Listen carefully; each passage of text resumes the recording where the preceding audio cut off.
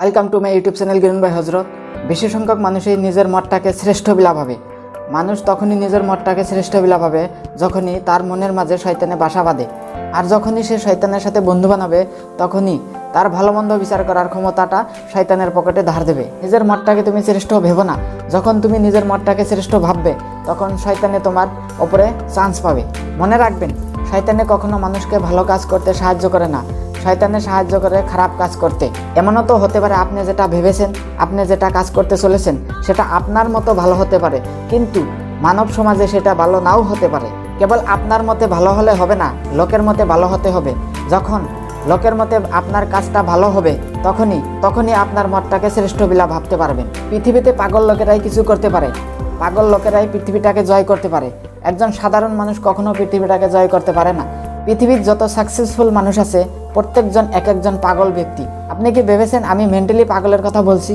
আমি বলছি ওই পাগলের কথা যে পাগল মানুষে নিজের লক্ষ্যটাকে হাসিল করার জন্য অহরহভাবে কঠোর পরিশ্রম করে, লক্ষ্যতে পৌঁছাতে অহরহভাবে কঠিন পরিশ্রম করে, সেই পাগলের কথা আমি বলছি। পৃথিবীটাকে জয় করতে হলে আপনার পাগল হতেই হবে, লক্ষ্যস্থানে পৌঁছাতে হলে আপনার পাগল হতেই হবে।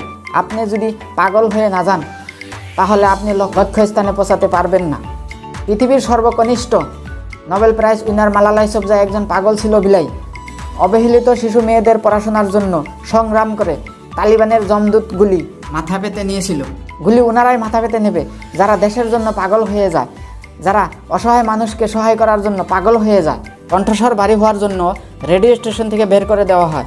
রেডিও স্টেশন থেকে বের করে দেওয়ার পরেও সে পাগলটা থামে নাই, অহরহভাবে কষ্ট করতে থাকে এবং লক্ষ্য স্থানে পৌঁছাতে পরিশ্রম করতে থাকে। নিজের লক্ষ্যটাকে হাসিল করার জন্য অহরহভাবে কষ্ট করতে থাকে এবং 13টা সিনেমাও ফেল হয়ে যায়, তবুও সে থামে নাই।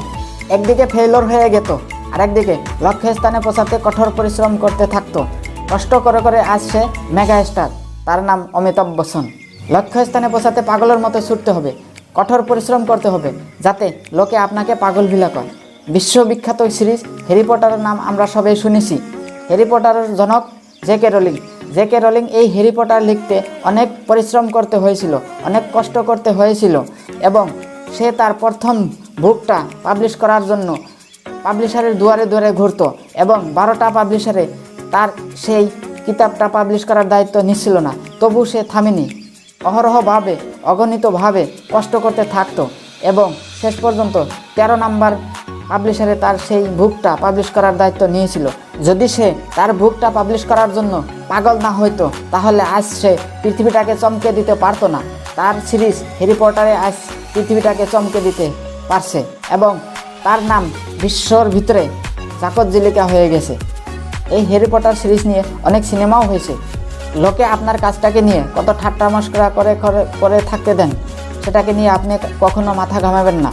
লক্ষ্যস্থানে পৌঁছাতে পাগল হয়ে যান, কঠোর পরিশ্রম করতে থাকেন, দেখবেন একদিন আপনি একজন সাকসেসফুল মানুষ হয়ে গেছেন। সেজন্য বলা হয় পাগল মানুষেরাই পৃথিবীটাকে জয় করতে পারে।